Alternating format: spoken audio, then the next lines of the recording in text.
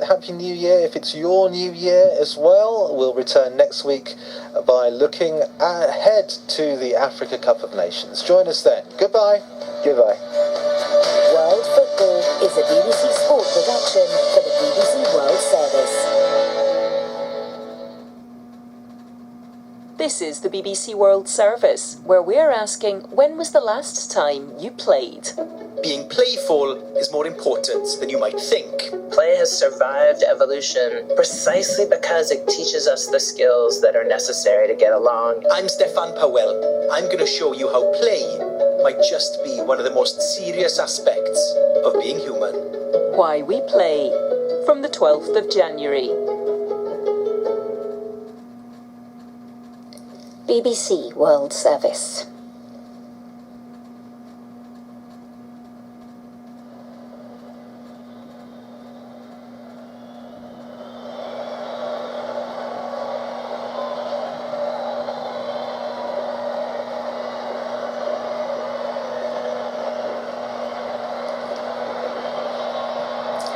BBC World Service now. The strikes of Big Ben for midnight Greenwich Mean Time.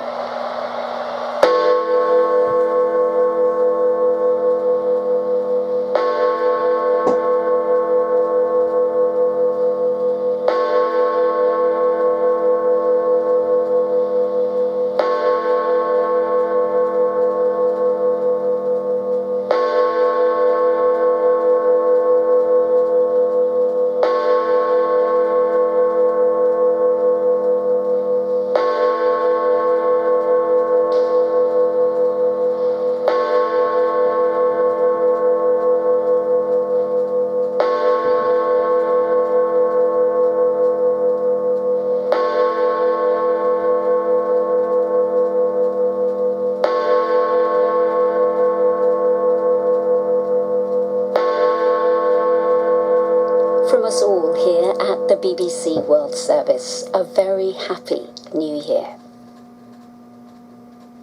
This is the BBC News with Debbie Russ. The world's largest free trade bloc has opened for business. A decade in the making, the $26 trillion Regional Comprehensive Economic Partnership, or RCEP, covers nearly 30% of the globe's gross domestic product.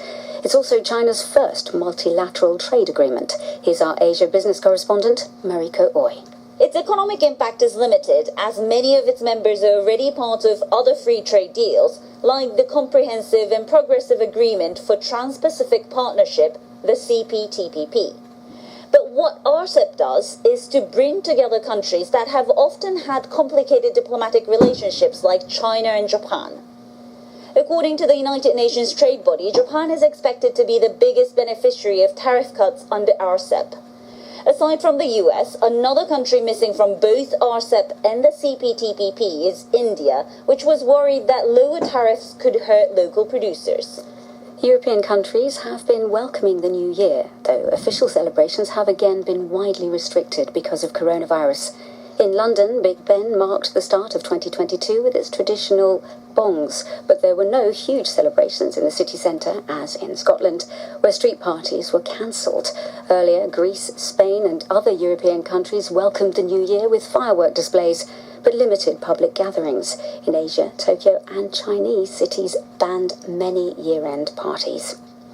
Snow has stopped the spread of an unseasonal wildfire in the American state of Colorado.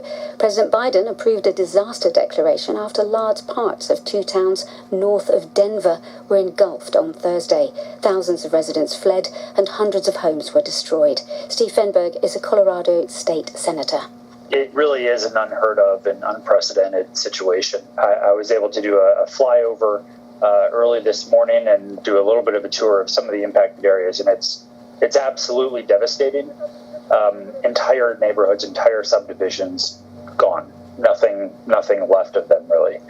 A study in Britain has further strengthened indications that the Omicron variant of coronavirus is less severe than the Delta variant. It concluded that the risk of being admitted to hospital with Omicron is about 1/3 of the risk with Delta. But a BBC correspondent says it's too soon to draw definitive conclusions because Omicron spreads so rapidly and because cases are now rising among those over 60 who are more vulnerable. The head of the Transitional Military Council in Chad says national talks on a return to civilian rule will begin on February the 15th. In a televised address, Mohamed Deby Itno promised a referendum on a new constitution followed by democratic elections. After the death of his father, the long-serving President Idriss Deby last April, General Deby seized power and dissolved parliament. World News from the BBC. The military rulers of Guinea say they'll allow the deposed President Alpha Condé to leave the country for a month, reportedly for a medical checkup. Their statement didn't specify when he would leave. Guinea's West African neighbours have condemned the coup that removed President Condé from power last September. China has officially established diplomatic relations with Nicaragua and opened its embassy 3 weeks after the Central American government cut ties with Taiwan. Beijing has been luring Taipei's diplomatic allies in the region to further isolate Taiwan. On Thursday, Taiwan said it would sue Nicaragua for the confiscation of the building which formerly housed its embassy in Managua. Taiwan says it had bequeathed the building and its contents to the Catholic Archdiocese of Managua. Stars of the silver screen have been paying tribute to the veteran American actress and comedian Betty White, who's died just weeks before her 100th birthday. Mr. Pico looks back at her life. Betty White's career was one of the longest in the US entertainment industry, spanning 9 decades. She first appeared on television in 1939 and by the 50s was hosting her own shows, and, which was rare for a woman at the time, having full creative control over them. Later she moved on to game shows and sitcoms, which culminated in the 80s hit The Golden Girls. Betty White's portrayal of Rose Nyland, a sweetly naive Midwesterner, won her an Emmy and a nomination for one each year the series ran. Queen Elizabeth is to bestow a knighthood on the former British Prime Minister Tony Blair.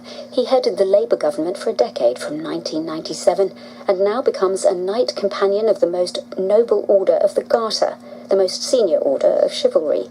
The honour is regularly conferred on past Prime Ministers. In Britain's separate New Year's honours list, many people have been recognised for their work in the pandemic. That's the latest BBC News.